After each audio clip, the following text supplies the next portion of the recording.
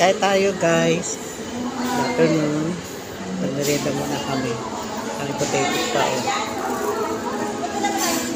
Ito Mare. Ang dami naman natin kinain. Wala silang pake. Tawag ni Mare ko. Wala nang pagod tayo. Parang nagtrabaho tayo ng whole day ah. Diba? Kanin? Hindi, okay na ito ma. Dami.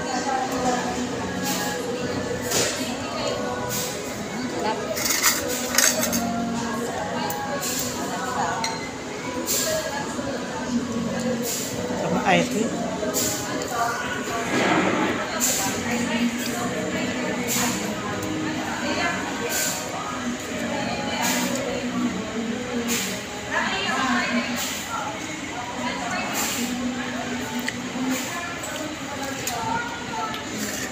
Yung pinatira natin kanina, sabi nga papayos yung tito niyo yun.